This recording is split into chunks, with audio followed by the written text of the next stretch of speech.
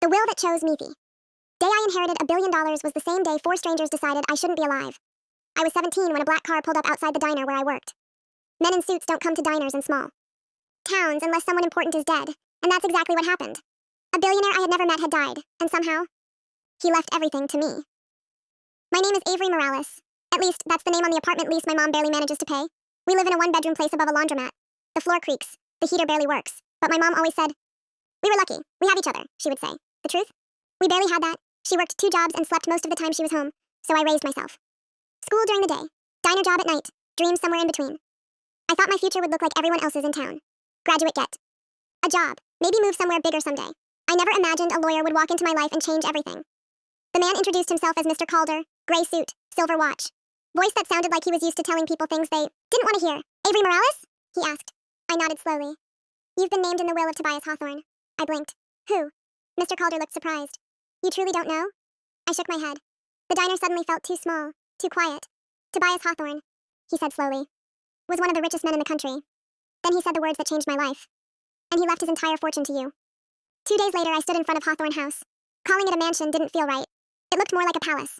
Stone towers, massive windows, gardens bigger than the entire block where I grew up. But I wasn't alone.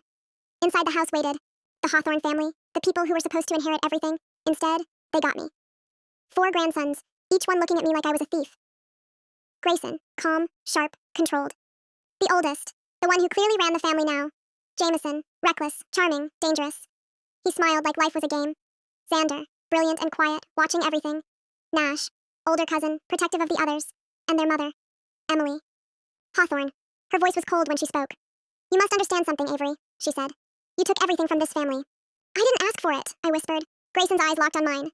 "But you're here to keep it." Mr. Calder read the will. It contained one condition. I had to live in Hawthorne House for 1 full year. If I left early, the fortune disappeared. But there was more. Tobias Hawthorne had left puzzles, hidden messages, games. If I solved them, I would learn why he chose me. Jameson grinned when he heard that. "My grandfather loved games," he said. "Let's see if you can survive them." That night, I found the first clue. Inside the bedroom mirror, someone had carved 3 words. "Look underneath everything." Jameson appeared behind me. "You found it," he said. "You knew?" I asked. He shrugged. Grandfather liked watching people search. "So what's underneath everything?" He smiled. "That's the game." The mansion was full of hidden doors, secret tunnels, rooms no one used.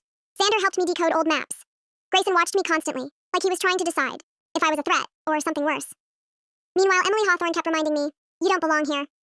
But the puzzles kept coming, each clue pointing toward something deeper, something personal, something about my past. The 3rd puzzle led to an old photograph. Inside a locked desk, it showed a young woman standing beside Tobias Hawthorne.